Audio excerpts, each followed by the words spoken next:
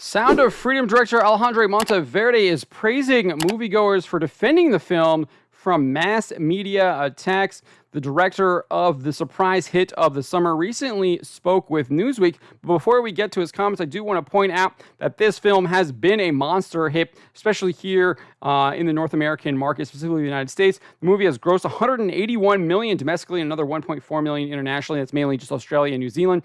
They do have a big plan to release the film in other international markets, so expect that international growth to increase over time. It could potentially see the total at least go over 200 million, maybe even get to that 250 million mark. We will see. Nevertheless, the movie has far exceeded anyone's expectations with 181 million here domestically. Just to highlight where that is ninth on the top 10 or ninth overall in 2023 on the domestic charts. It currently sits in ninth spot.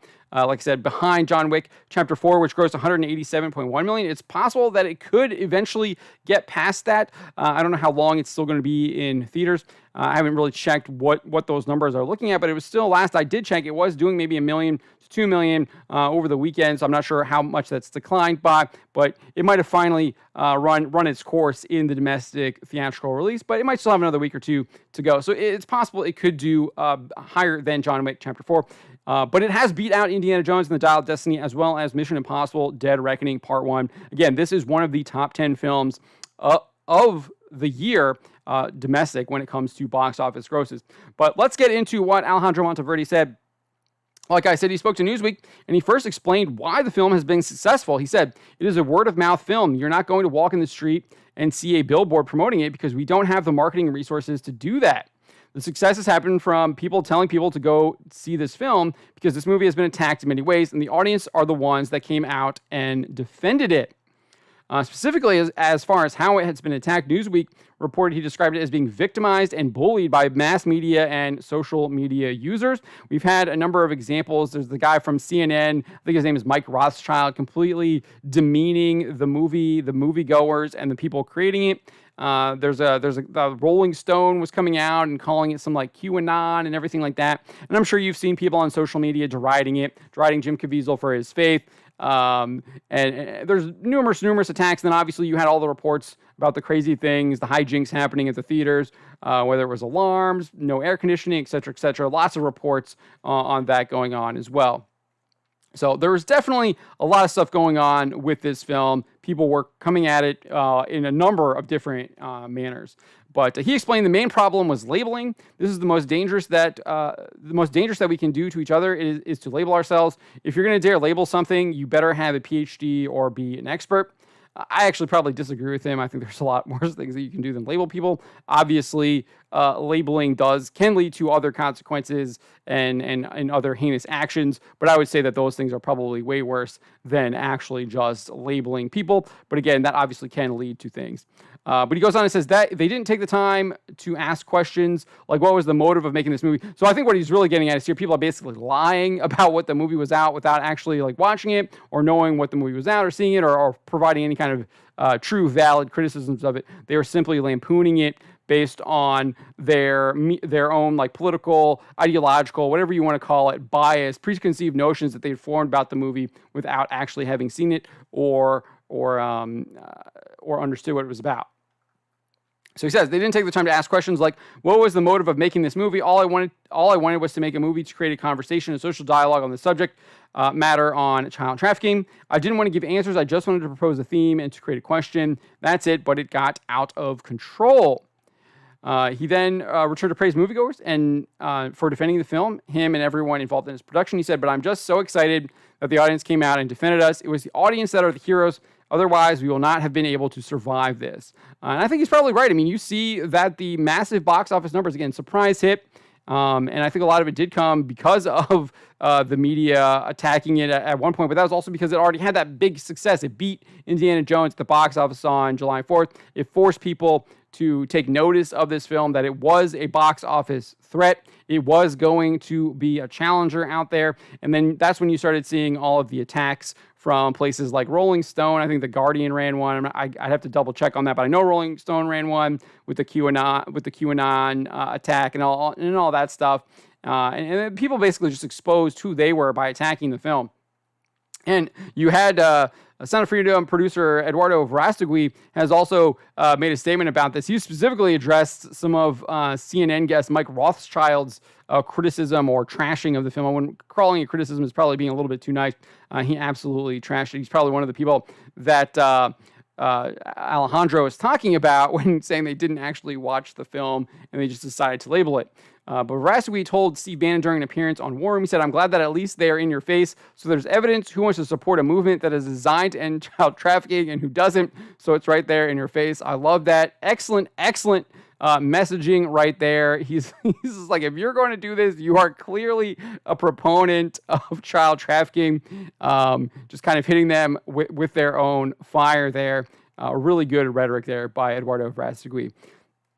And he goes on and he says, and people know it's going, and they know there is a lot of people involved in this crime. Everywhere, when we talk about more than $150 billion business, that means there is a lot of people involved in this crime.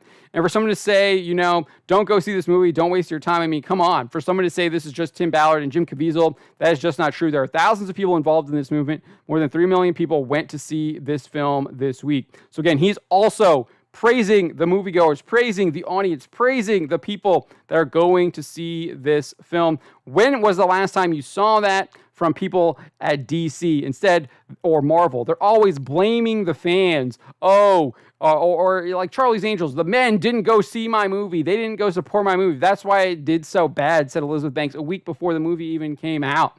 You've got the Blue Beetle guy basically saying you're a bigot if you don't go see this movie that we made about illegal immigration and stuff like that. So totally demeaning. Batman is a fascist is in the trailer.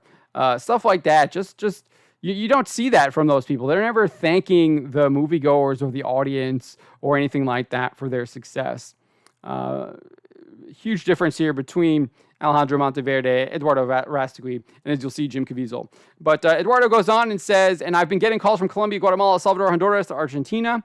Every day my phone is like, it's hot right now. So many phone calls. When is the movie coming out here? When is this movie? Asia, Europe. I mean, this is a global movement. CNN is not going to stop this. I'm sorry, but CNN is not going to stop this movement. There's no way they're going to stop this movement. It's too late, Steve. It's too late. You know what? They tried, but it's too late. Indeed, it is. $180 million at the box office. Too late. He goes on and says, they can take me, they can take Tim, they can take Jim, they can take you. They cannot take millions of people that are tired.